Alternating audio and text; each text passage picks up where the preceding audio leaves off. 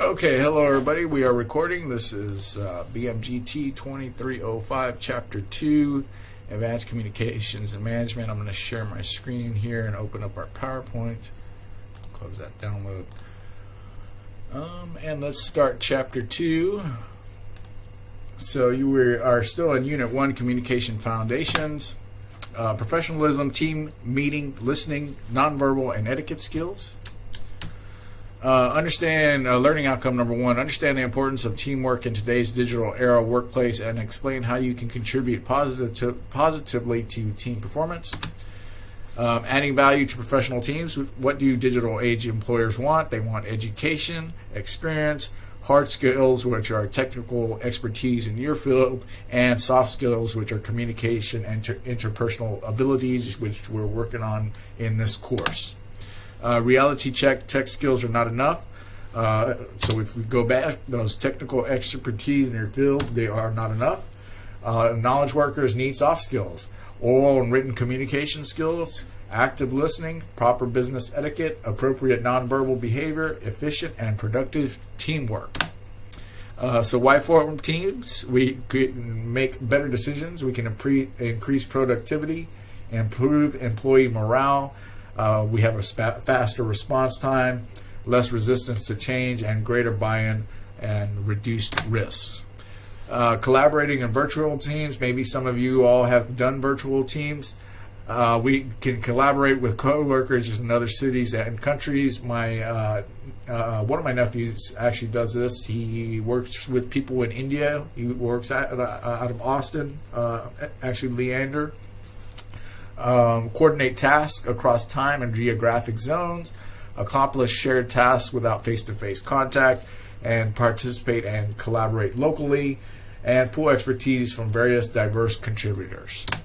The 4 phases of team development. We have the forming, storming, and norming and performing stages.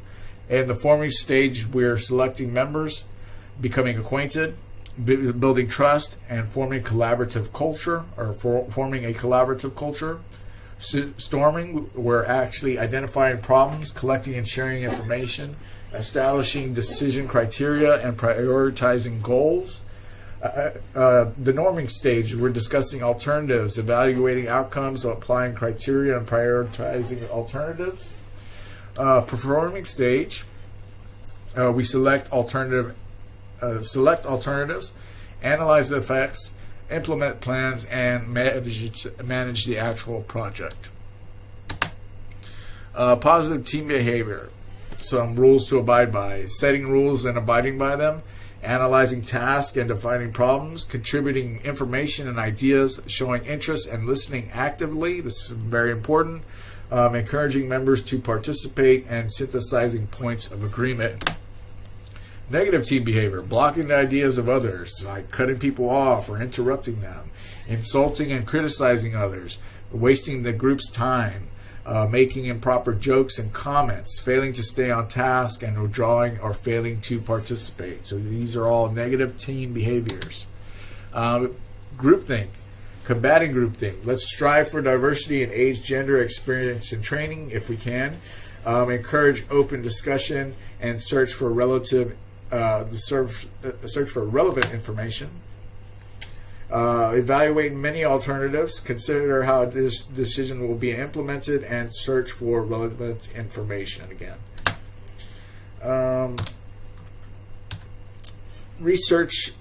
Reaching group decisions. There's a couple ways we can do this. A majority, a consensus, or a minority. We can take an average, or we can go the authoritative route with the authority rule with discussion. Defining successful teams. Successful teams stay small and embrace diversity. They agree on purpose and procedures. They confront conflict head-on, communicate effectively. They collaborate rather than compete. They accept ethical responsibilities, and they share leadership. 6 steps for dealing with conflict. Again, going back, successful teams will confront conflict head on. So Listen to understand the problem. Listening, there's that word again. Listening is very important. It's probably your most important communication skill. Understand other points of view. Show you care about the relationship. Look for common ground. Invent new problem-solving solutions and reach an agreement based on what is fair. Learning outcome number 2, discuss effective practices and technologies for planning and participating in face-to-face meetings and virtual meetings. Time wasters are opportunities, meetings. I'll let you decide, but meetings are disliked, but they can be career critical. Judgments are formed and careers are made or blunted. You're constantly networking, so what you do in these meetings, your nonverbal communication, your actual communication, is constantly being judged. You're constantly networking in this way. Meetings are opportunities to demonstrate leadership, communication, and problem-solving skills. So look at them as an opportunity. Look at meetings as an opportunity to display your skills. Planning a productive meeting. Meet only when the topic demands a rich medium because it is important and requires an exchange of ideas. Invite the right people. Use a digital calendar for scheduling. This is very convenient. Distribute an agenda and train participants on technology. Actually running the meeting. Start on time and introduce the agenda. Appoint a secretary and a recorder. Encourage participation. Confront conflict frankly and summarize along the way. When we end the meeting and following up, review meeting decisions, distribute minutes of meeting. This is why we need a recorder or secretary. Remind people of action items. Action items being things that need to be followed up on or are completed. Arrive early and come prepared. Have a positive attitude. Contribute respectfully. Wait for others to finish. Keep your voice calm and pleasant, yet energetic. Being productive participant part 2, giving credit to others. This is very important. Use electronic devices only for meeting-related tasks, so don't be texting your significant other or parent or kid or something like that. Help summarize. Don't be online shopping while you're in a meeting. Okay. Express your views in the meeting, not later, and follow up by completing assigned tasks. Audio conferencing, simple and effective. Most commonly used collaborative tool in business. Tools include enhanced speakerphone, telephone, and mobile phone, also known as teleconferencing, conference calling, and phone conferencing. Video conferencing. I'm sure we've done a lot of this in the past 2 or 3 years. Participants can see each other in small product details. Collaborators connect in real time, so we're having that rich synchronous discussion. Expensive telepresence rooms are extremely lifelike. Organizations reduce travel expenses, travel time, greenhouse gases, and worker fatigue. Tools include video, audio, and software, such as the software I'm using right now to record this video. Virtual meetings, web conferencing, they're inexpensive and easily accessible. They're used to share electronic documents and demonstrate products. Participants interact in real time. Tools include computer, internet access, software, and the optional camera. So when planning virtual meetings, we want to be sure everyone knows how to operate technology, how to operate the technology being used.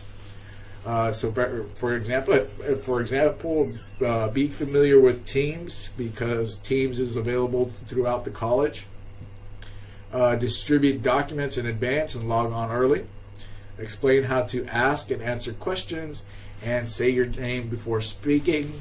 A colleague of mine, she's very good at identifying herself, identifying her title before she says anything. So An example would be Greg Sanchez, instructor of management development, and then speaking.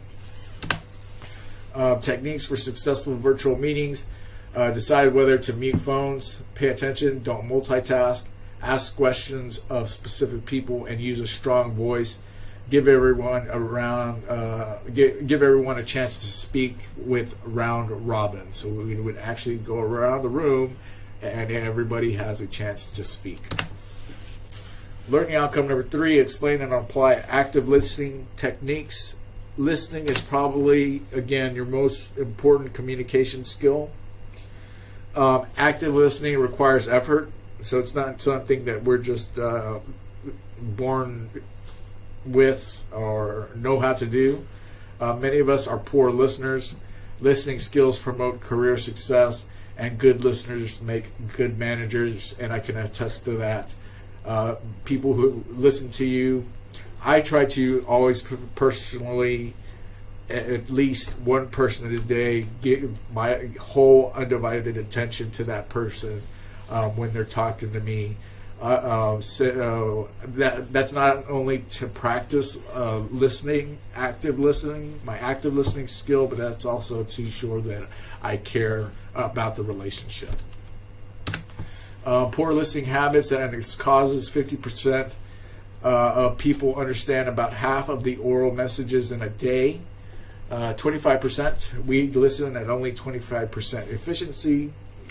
That's something that when I give presentations or I talk in front of a class, or not in front of a class, but if I'm giving a presentation or something like that, I always remember that only about 25% people are listening efficiently, and that calms my nerves. So, a few of us receive training in listening.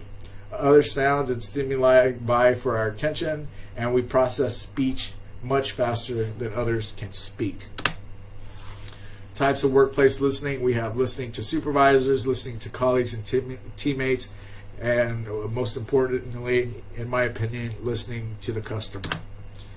10 keys to building powerful listening skills. Control external and internal distractions. So put away that cell phone.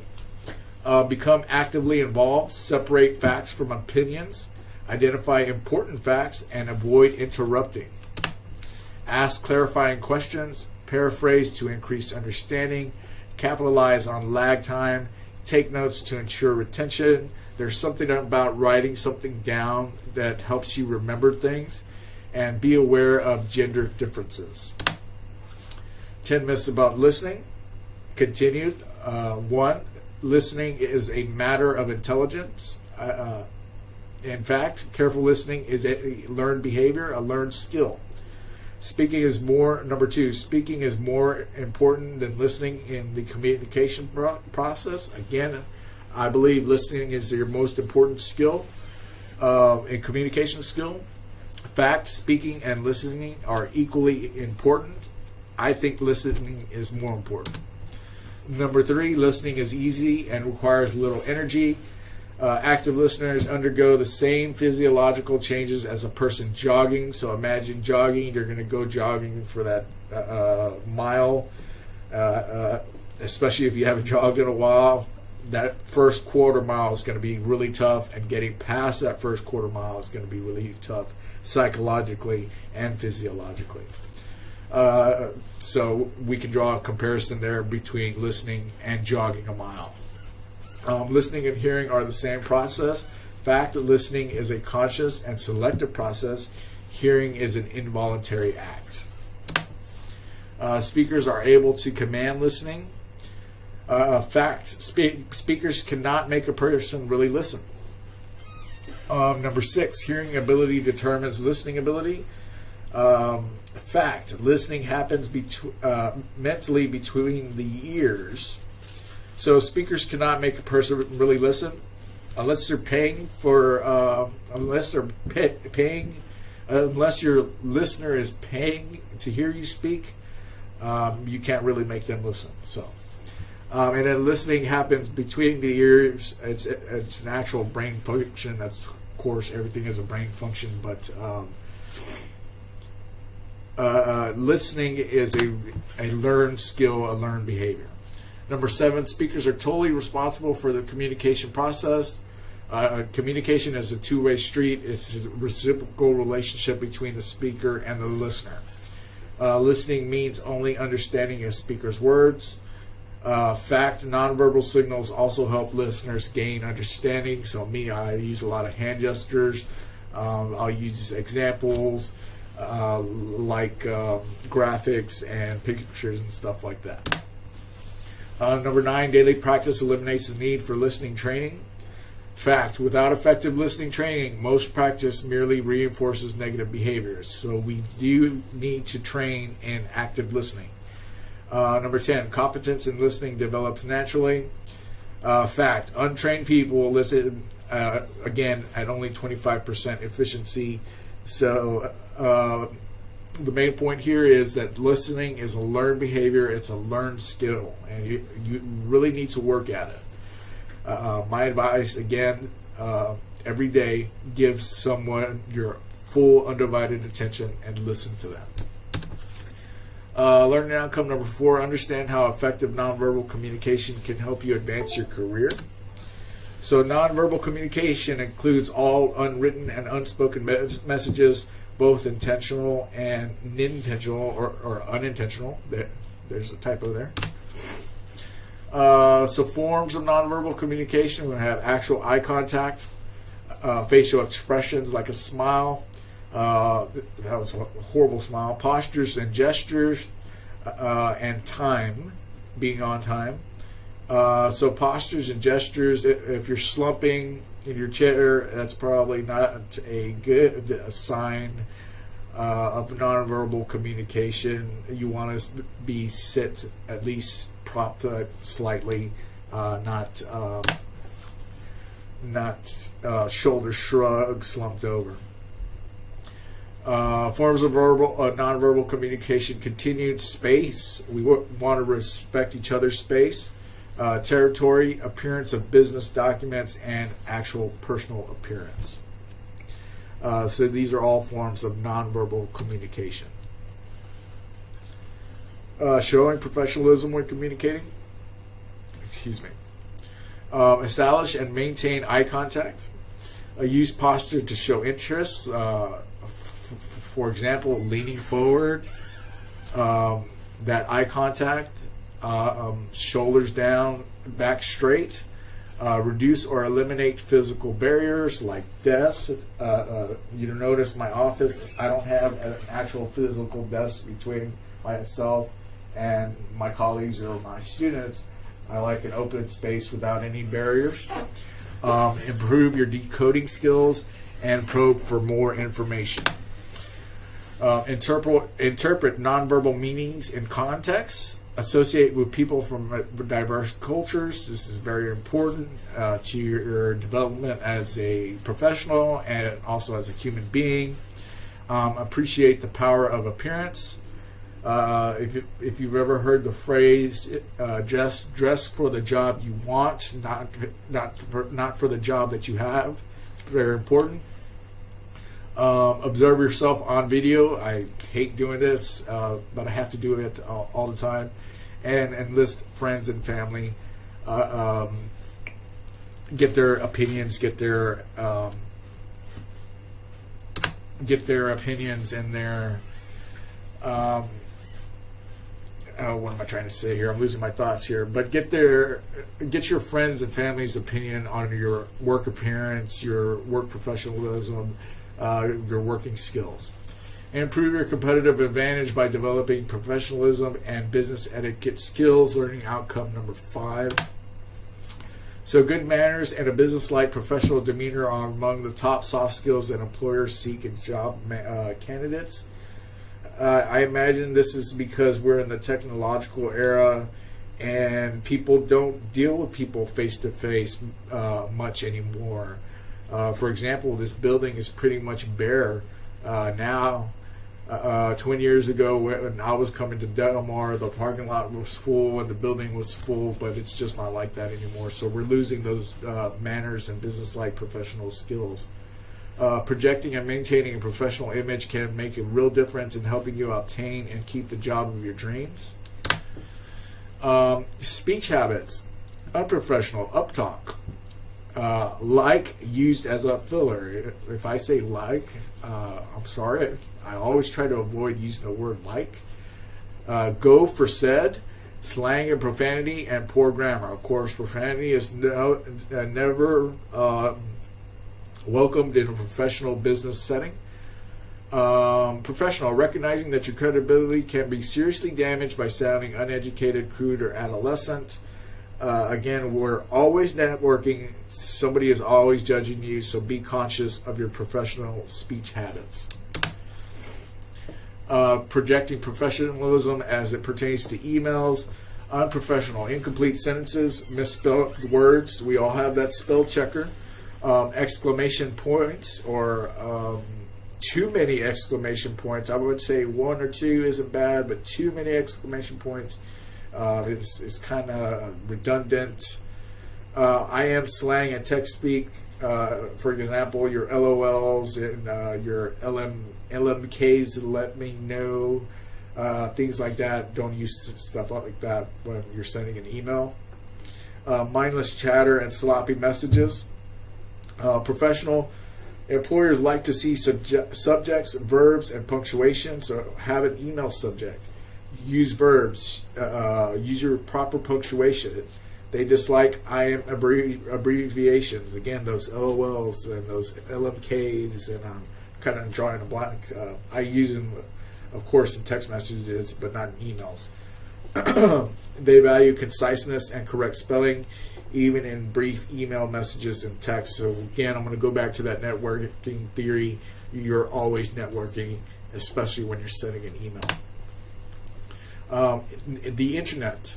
Unprofessional email addresses such as doodleking@outlook.com, hotmama@yahoo.com, or loverboy@gmail.com. These are not good email addresses. If you have an email address that even sounds similar to those examples, I would say get rid of that email right now and start a new one. Professional email addresses should include a name or a positive business-like expression. They should not sound cute or like a chat room nickname. So, for example, my personal email is always gsanchez0001 or 0311 at whatever website. Voicemail, unprofessional, an outgoing message with strident background music, weird sounds, or a joke message. I find it very unprofessional when I call a student and I get a voicemail and it's like, hello, and then I'm just messing with you, leave a joke. So if you have that kind of outgoing message, you might want to think about changing that.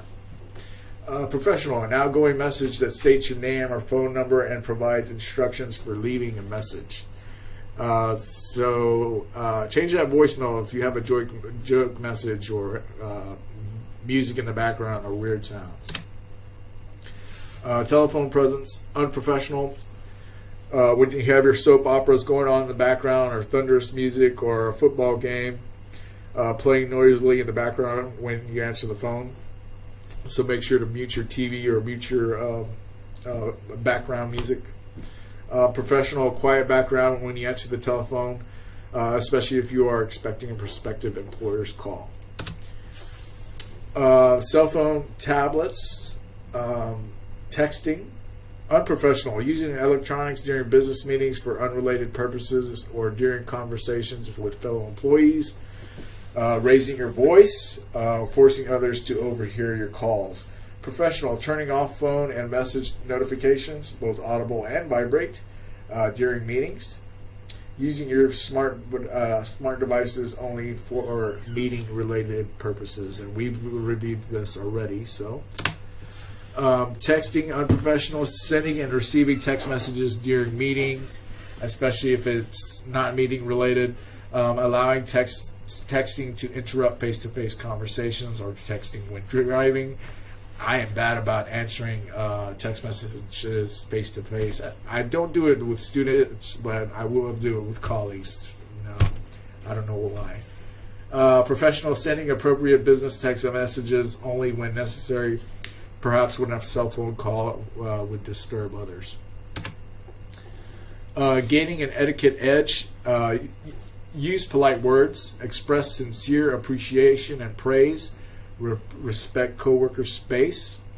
A lot of my coworkers, when they come to talk to me, they'll stand in the doorway until I tell them, hey, have a seat. Be selective in sharing personal information and don't put people down. I don't believe in criticizing people. In the words of Abraham Lincoln, what did he say? With malice towards none and charity for all. Maybe that's with charity for all and malice towards none. I don't believe in criticizing anybody. I believe in positive reinforcement, highlighting your strengths, not your weaknesses. Rise above others' rudeness. Be considerate when sharing space and equipment. Choose the high road in conflict. This can be difficult sometimes, but choosing the high road can be very beneficial to your professional career, and disagree agreeably. So this is how we gain an etiquette edge. Okay, so that is Chapter 2. I'll see you all next week for Chapter 3 and Chapter 4 in Week 2. And I'll see you all on the discussion boards. You all have a great day. Take care of yourself and take care of someone else. We'll see you soon. Bye-bye.